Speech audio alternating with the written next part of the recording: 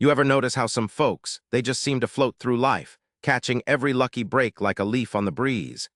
And then there are others, good people, hardworking people who feel like they're swimming upstream every single day just to keep their chin above the water. They look at the lucky ones and shake their heads, maybe wishing for just a little bit of that magic dust to land on their own weary shoulders. But sometimes what looks like magic from a distance up close, it's just plain grit.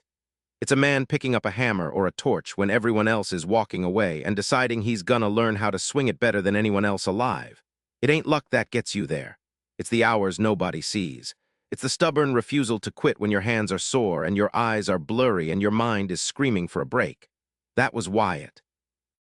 42 years old, built like a brick outhouse that had weathered a few too many storms and smelling perpetually of metal dust and something vaguely burnt. He was a welder, always had been. You could tell just by looking at him.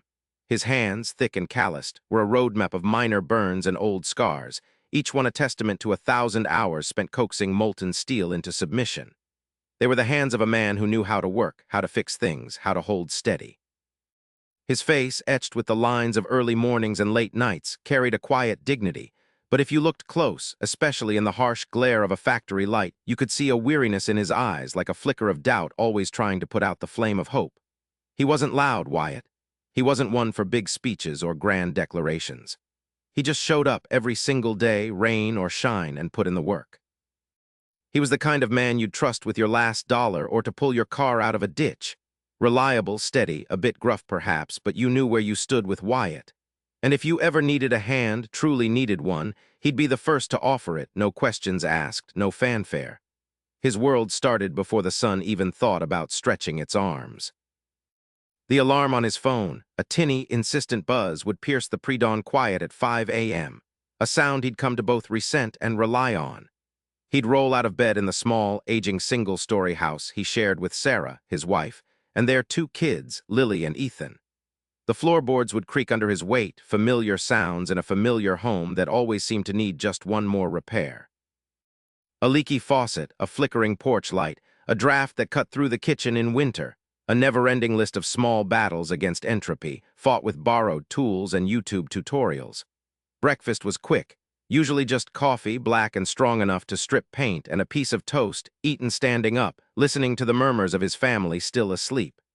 The drive to the factory was always the same.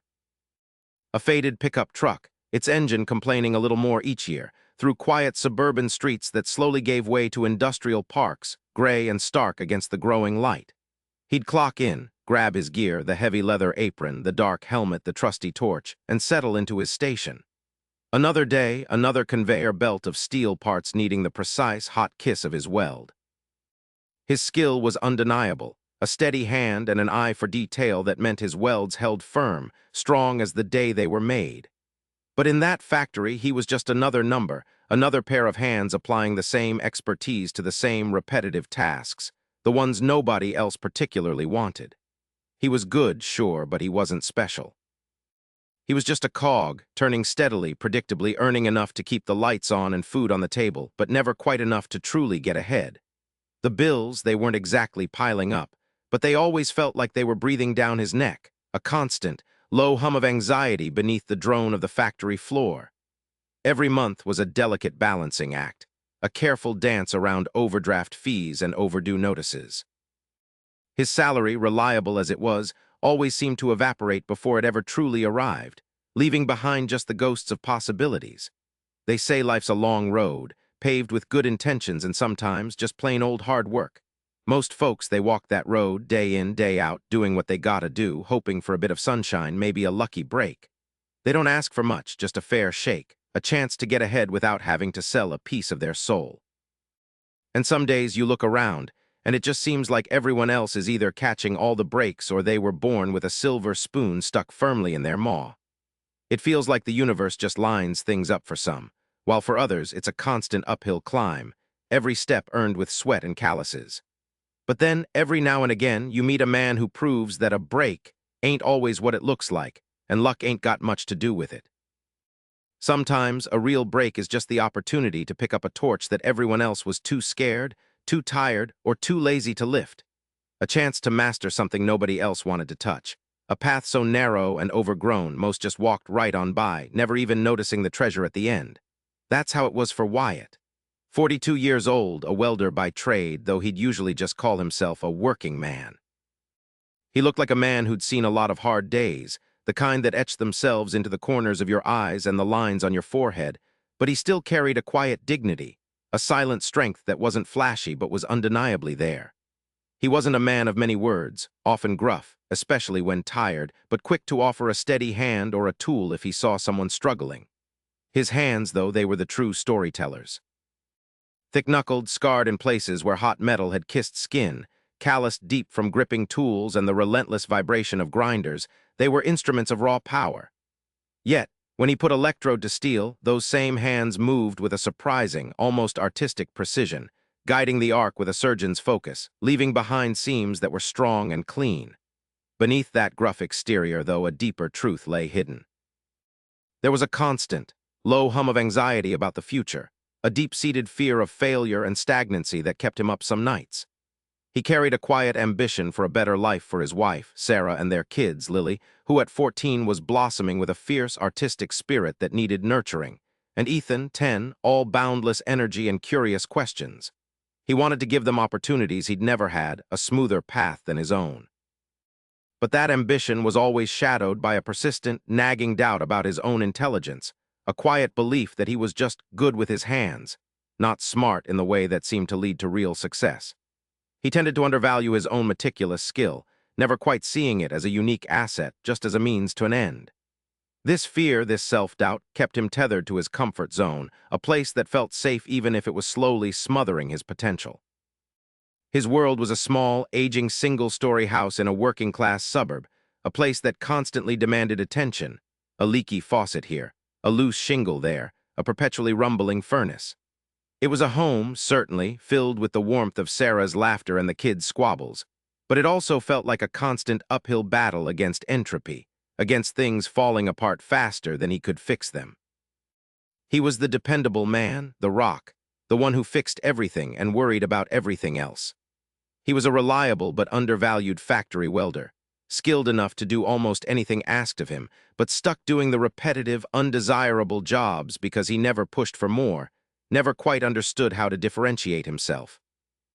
He saw himself as just another cog, necessary perhaps, but utterly replaceable, never imagining his inherent, unyielding skill could be transformed into something truly unique, something invaluable. He was broke, not in the sense of having nothing, but in the insidious way where he was trading precious time for basic pay, always treading water, never quite able to swim freely.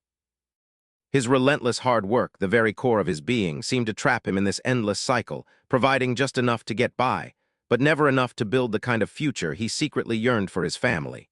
Every weekday morning started for Wyatt before the world had fully stirred. Just coffee, black and strong enough to strip paint, and a piece of toast, eaten standing up, listening to the murmurs of his family still asleep. The drive to the factory was always the same. A faded pickup truck, its engine complaining a little more each year, through quiet suburban streets that slowly gave way to industrial parks, gray and stark against the growing light. He'd clock in, grab his gear, the heavy leather apron, the dark helmet, the trusty torch, and settle into his station. Another day, another conveyor belt of steel parts needing the precise, hot kiss of his weld. His skill was undeniable, a steady hand and an eye for detail that meant his welds held firm, strong as the day they were made. But in that factory, he was just another number, another pair of hands applying the same expertise to the same repetitive tasks, the ones nobody else particularly wanted. He was good, sure, but he wasn't special. He was just a cog, turning steadily, predictably, earning enough to keep the lights on and food on the table, but never quite enough to truly get ahead. The bills, they weren't exactly piling up, but they always felt like they were breathing down his neck, a constant, low hum of anxiety beneath the drone of the factory floor. Every month was a delicate balancing act, a careful dance around overdraft fees and overdue notices. His salary, reliable as it was, always seemed to evaporate before it ever truly arrived, leaving behind just the ghosts of possibilities. His salary, reliable as it was, always seemed to evaporate before it ever truly arrived, leaving behind just the ghosts of possibilities. Every month was a delicate balancing act, a careful dance around overdraft fees and overdue notices. He'd stare at the bank statement, numbers swimming before his eyes, trying to stretch dimes into dollars, always falling short of the comfortable margin he yearned for. There was always another leaky faucet, another squeaky brake, another school trip form needing a signature and a check. Small things individually, but together they formed a relentless tide that kept him perpetually treading water, just barely keeping his head above the financial surface. The single-story house, a modest structure built back when solid meant something, now showed its age like a tired old soldier. Paint peeled in places, the gutters sagged, and a perpetual draft snaked through the living room in winter, no matter how many times he caulked the windows. He spent his Saturdays not resting but patching, painting, tightening, fixing. He knew every creak in the floorboards, every draft in the wall, every stubborn hinge on the cabinet doors. His hands, though calloused from the torch, were deft with a wrench or a hammer, too. It was a silent testament to his persistence, a daily struggle against entropy, doing what he could to hold things together with sheer will and sweat equity, because the money for a professional wasn't there. Sarah, bless her heart, never complained, but he saw the flicker in her eyes when she looked at a neighbor's freshly painted trim, or when she gently tucked a worn blanket over Lily on the couch, wishing for something better. Evenings were a blur of dinner, homework, help, and trying to connect with his kids after a day of industrial noise and blinding light. Lily, his 14-year-old, was a whirlwind of teenage energy and artistic ambition, sketching constantly, filling notebooks with charcoal portraits and vibrant landscapes. Ethan, 10, was a quieter soul, absorbed in building intricate Lego contraptions, a focused intensity in his small hands that reminded Wyatt of his own. He watched them, these two miracles, and a fierce protective ache settled in his chest. They deserved more than this constant scrimp and save. They deserved opportunities, chances to fly, not to be anchored by their father's limitations. That was the thing that gnawed at him, deep in the quiet hours when the house finally settled into its rhythmic creaks and groans, a deep-seated fear of stagnancy. He was 42 now, same job, same grind, same anxieties as 10 years ago. He saw other guys at the factory, younger men, fresh out of trade school, coming in with new ideas, new certifications, moving up into supervisor roles or getting the plum assignments. He'd nod, offer a gruff congratulation, and then retreat back to his repetitive station, telling himself it was because they were smarter or more educated. He'd never been much for books, never felt particularly quick-witted in school. Just good with his hands, good at following instructions, good at the brute force precision of welding. It was a skill, sure, but he always undercut himself, viewing it as a manual trade, something anyone could do if they just tried hard enough. Not an intelligence, not an art. Just work. His quiet ambition, buried under years of routine and self-doubt, was a persistent whisper he usually managed to ignore. A better life for Sarah, a future where Lily could pursue her art without question, where Ethan could build whatever wild contraptions his mind dreamt up. He wanted to provide, truly provide, not just subsist. But how? He'd tried picking up extra shifts, taken on small side jobs fixing fences or railings, but it was all just more time traded for meager pay. The physical toll was adding up, the ache in his back a constant companion, his eyes tired even before the sun fully rose.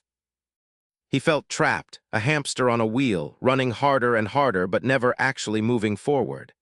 The thought of another 20 years of this, of watching his kids, dreams maybe dim because he couldn't provide enough, was a cold knot in his stomach.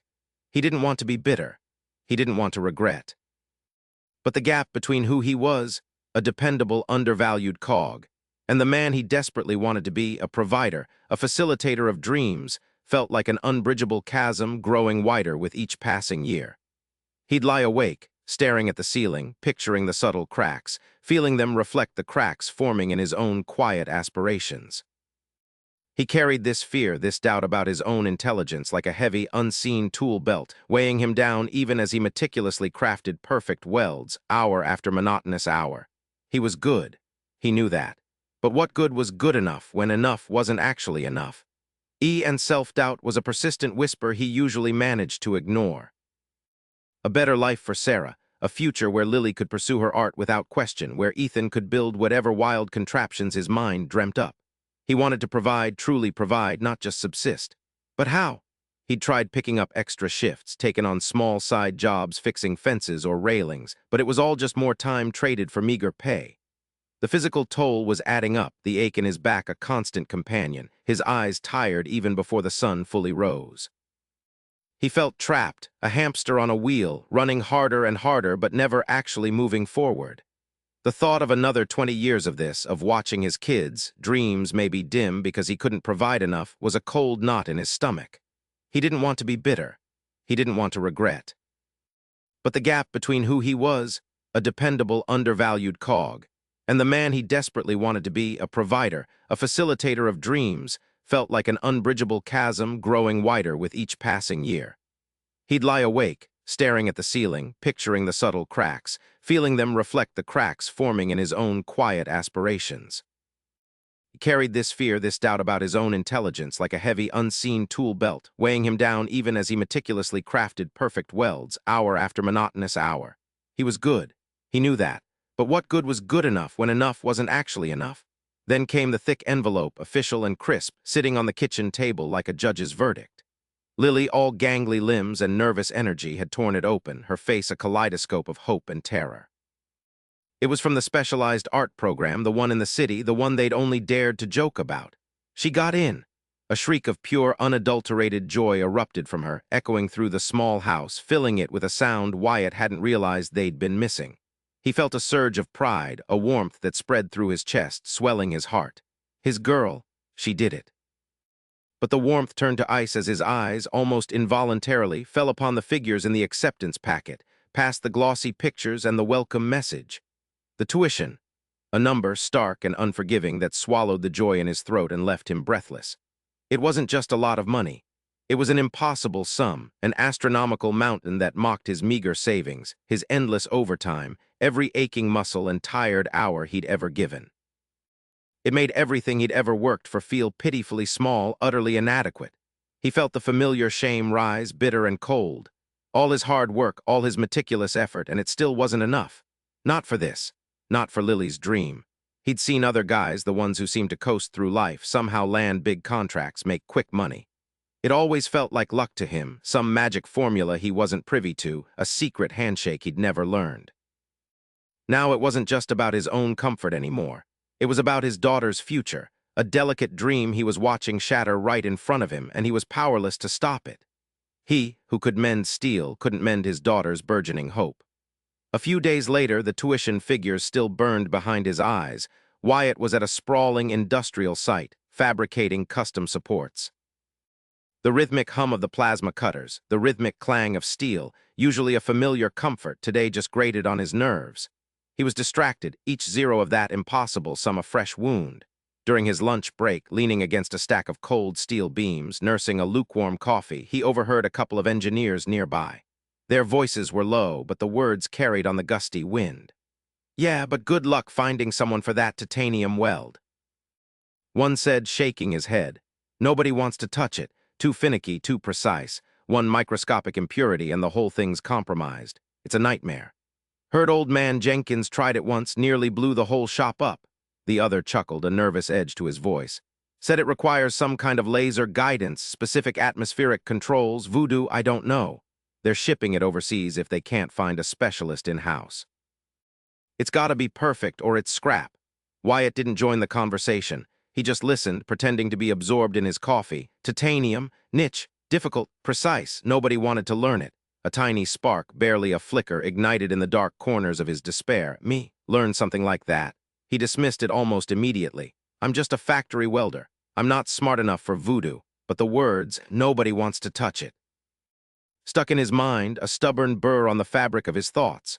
That night the house was a tomb of silence, broken only by the ancient refrigerator's hum and Sarah's soft, rhythmic breathing beside him. It was 3 a.m.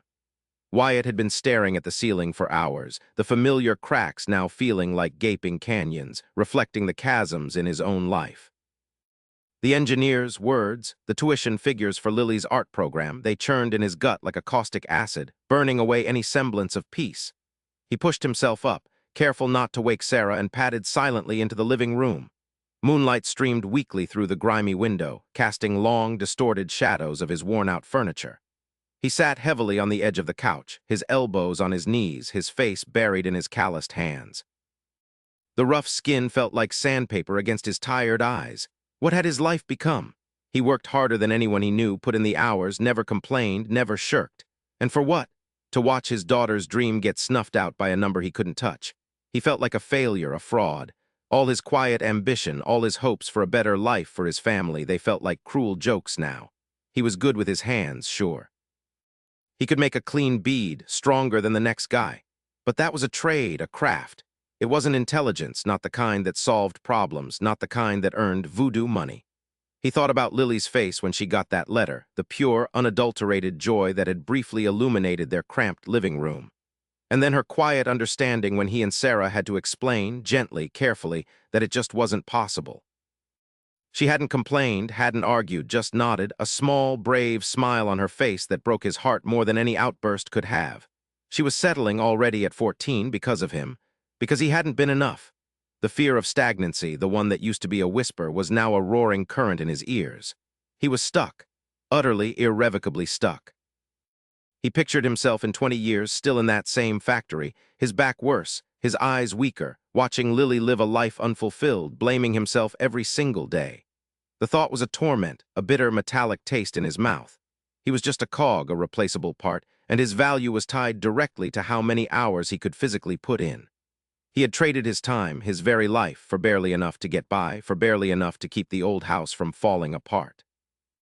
And now not enough for dreams. The word impossible echoed in his mind, sharp and cold. But then, almost unheard over the din of his self-reproach, a different word surfaced from the memory of that conversation on the job site. Titanium, and with it the phrase, "Nobody wants to touch it." Wyatt lay there, staring into the dark, the factory's distant hum a dull throb in his skull. Nobody wants to touch it.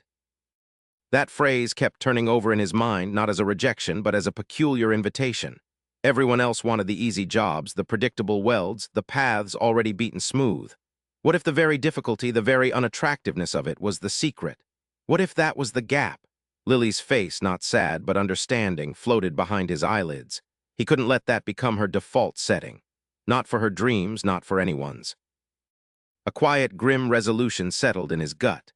Not a burst of optimism, but a slow-burning, cold fury against his own complacency, against the world that deemed his daughter's dreams impossible. Enough, just that. Enough. He didn't know how, didn't know where, but he would find a way to touch what nobody else dared. The next morning, before the 5 a.m. alarm, Wyatt was already dressed, the silence of the house thick around him. He ate a cold piece of toast, thinking. The factory wouldn't teach him this. He knew that much. They wanted cogs, not pioneers. His first stop after his shift wasn't home. It was the public library, a place he hadn't stepped foot in since high school. He felt a blush creep up his neck as he awkwardly asked the young librarian for anything at all on exotic metal welding, specifically titanium. She looked at him with polite confusion, then led him to a dusty shelf tucked away in the back. Old journals, faded textbooks, diagrams that looked like alien blueprints. He checked out 3 heavy tomes, their pages brittle, their diagrams complex, feeling a strange mix of dread and a flicker of something he hadn't felt in years. A challenge? The first day was just reading, poring over jargon he barely understood, his brow furrowed, a dull ache starting behind his eyes. It felt like trying to decipher a foreign language. He wanted to give up before he even started. But then he saw a schematic, impossibly intricate, a fusion of 2 unlike metals, and that quiet, grim resolve pushed him on. He just had to understand. Wyatt's evenings became a relentless second shift, harder and more unforgiving than the one he pulled at the factory. The predictable rhythm of the production line was replaced by the chaotic, frustrating struggle in the cramped, poorly lit corner of his garage. He'd scrounged materials, scrapped titanium, some exotic alloys he'd bought online with money Sarah thought was for a much-needed water heater repair. He cobbled together a specialized TIG setup from parts he'd accumulated over years, and began the brutal process of trial and error. Day 3, perhaps day 4, the air in the garage grew heavy with the acrid stench of ozone and repeated failure. He hunched over a tiny workpiece, the focused arc of the torch a searing, blinding star. His hands, steady with steel, trembled with the unfamiliar precision this new metal demanded. Titanium, he quickly learned, was a beast. It oxidized if you so much as looked at it wrong, brittle and ruined. He tried various shielding gases, adjusted amperage, experimented with travel. Speed, experimented with travel angles, all while battling the ghost of oxidation that turned his carefully constructed beads into crumbling, useless slag. His shoulders ached, his eyes burned, and more nights than he cared to admit, he'd find himself staring at a ruined piece, the frustration a bitter taste in his mouth, wondering if he was just wasting what little money they had left. Sarah would sometimes bring him a sandwich, standing quietly in the doorway, her presence a silent question he didn't have the answer to. But Wyatt had one gear that never stripped: stubborn. He learned to distinguish the subtle hiss of too much gas from too little, the faint change in the arc's hue when the tungsten was just a hair too far. He started to recognize the tiny dance of the molten puddle, a delicate ballet where a fraction of a second too long, a breath held too tight, could spell disaster. The failures piled up literally in a rusty bin by his workbench, twisted, brittle nuggets of exotic metal, monuments to his own ineptitude. Yet each failure in its own way told him something new. It wasn't just metal he was learning, it was patience, observation, and the almost meditative rhythm of extreme focus. Then maybe around the 20th night something shifted. He was working on a small, intricate joint, trying a slightly different pulse setting, holding his breath, the torch a steady extension of his hand. The arc flared, the puddle formed, and for the first time it didn't shatter. It flowed. A tiny, almost imperceptible bead of shimmering metal, perfectly aligned, held fast. He leaned back, pulling off his helmet, the phantom glow of the arc still dancing in his vision. He picked up the piece, turned it in the weak light of the garage lamp. It wasn't perfect, not yet, but it wasn't slag. It was a weld. A real, solid, unbroken weld. A quiet triumph bloomed in his chest, a warmth he hadn't felt since he'd first welded two pieces of steel together as a boy. Didn't shout, didn't jump. He just sat there, tracing the smooth, clean line with a calloused finger, a faint smile playing on his lips. He stayed up another 2 hours that night, not out of frustration, but out of a fierce, renewed determination. He started keeping a notebook, scrawling down precise gas flow rates, amperage settings, travel speeds, filler rod diameters. He was creating his own metallurgy Bible, a secret language only he understood. The sound from the garage changed. Sarah, tucking Lily into bed, noticed it. No longer the angry clang of dropped tools or the sharp crackle of a bad weld. Now, it was a steady, almost melodic hum of the TIG machine, punctuated by the soft hiss of gas and the occasional gentle tap. Wyatt still spent every evening out there, but when he came in, usually after everyone else was asleep, the lines on his face seemed a little less etched with weariness. His eyes, though still tired, held a different light, a quiet alertness, a deep, satisfied glint. Weeks turned into a couple of months. Wyatt was still the same quiet, dependable welder on the factory floor during the day, running the same old machines, but his evenings were now his own private domain of mastery. He began to experiment with the tolerances, pushing the boundaries of what he could achieve. His garage was no longer just a place of struggle. It was his laboratory, his studio. He started taking pictures of his perfect, tiny welds, almost artistic in their precision, and posting them anonymously on niche online forums. Soon, inquiries started trickling in. Small, precise jobs for obscure medical device prototypes, aerospace components, custom fabrications that required impossible accuracy with finicky materials. Jobs that no one else in town, maybe even in the state, could touch. His first real big job came from a small engineering firm 30 miles away. A component for a satellite, they said, where a microscopically imperfect weld could mean millions of dollars in failure. They'd heard about the guy who does titanium, from a forum, seen his anonymous pictures. Wyatt took the piece, his hands steady as he examined it under a magnifying glass. The old Wyatt would have doubted himself, convinced he wasn't smart enough, skilled enough. But this Wyatt, the one forged in the acrid smoke of 1,000 failures, knew he could do it. He quoted a price that made the engineer raise an eyebrow, a price that would have bought his family a decent used car. And he delivered. A weld so precise, so clean, it looked almost seamless, a perfect fusion. The money came, enough for Lily's art program deposit, with plenty left over. He showed Sarah the bank statement, his face devoid of triumph, but radiating a quiet, profound relief. He saw the tears in her eyes, tears not of sadness, but of understanding, of shared burden finally lightened. Later, he drove Lily to the art school, the enrollment papers clutched in her hands, her eyes wide with a future he hadn't thought possible just months ago. He watched her walk through the doors, a confident stride in her step, and a lump formed in his throat. He wasn't just a welder anymore. He was the guy.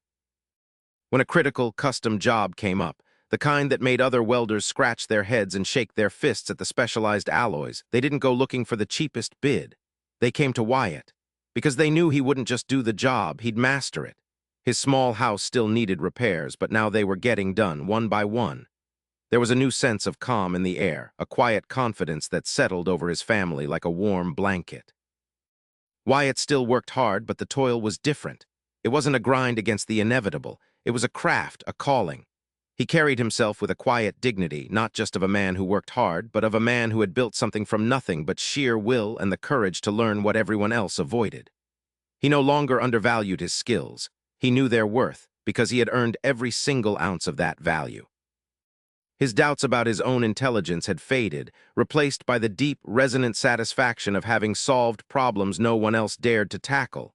The hum of the TIG welder now sang a different tune for Wyatt. It wasn't the monotonous drone of a paycheck.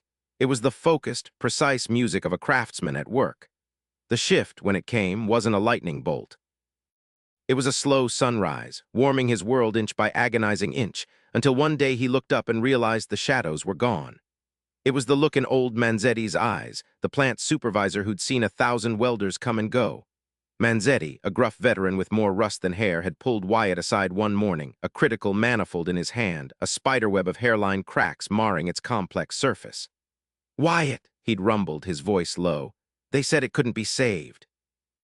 Too tricky, too thin, but I told them, go get Wyatt. You think you can patch this mess?" Wyatt had taken the manifold, turned it over in his hands. He felt the weight of it, the intricate metallurgy, the almost surgical precision it would demand. He didn't hesitate. "Give me 3 hours, sir." Manzetti just nodded, a slight, almost imperceptible dip of his chin that spoke volumes. When Wyatt delivered the manifold back, the cracks were gone, replaced by welds so fine they looked like etchings, stronger than the original material. Manzetti just grunted, but his eyes held a respect that Wyatt had never seen from him before. He wasn't just fixing something, he was rescuing it. Word traveled. Not fast, not loud, but steady as a river current. "Need that impossible job done? Wyatt's your man."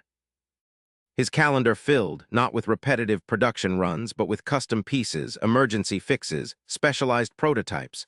Jobs that paid not by the hour, but by the problem solved, by the expertise delivered. He still wore the same faded work shirts, still smelled of metal and ozone at the end of the day, but the weariness in his bones was different. It was the satisfying ache of a job done exceptionally well, not the soul-crushing fatigue of chasing the clock. At home, the difference was even more profound. The house, once a source of constant stress, was slowly being brought back to life. A new water heater, a patched roof, fresh paint in the kitchen. Small things, perhaps, but each one a testament to effort, not luck. Sarah, always pragmatic, would catch his eye across the dinner table, a silent understanding passing between them. Lily thrived in her art program, bringing home sketches that pulsed with vibrant life, her dreams taking tangible form. Ethan, no longer seeing his dad as just a tired man coming home from a factory, watched him work on small projects in the garage, a newfound admiration in his young eyes. Wyatt sometimes found himself staring at his hands. The same calloused, scarred hands that had once felt shackled to a dead-end job now felt like instruments. They were the hands of a craftsman, a specialist.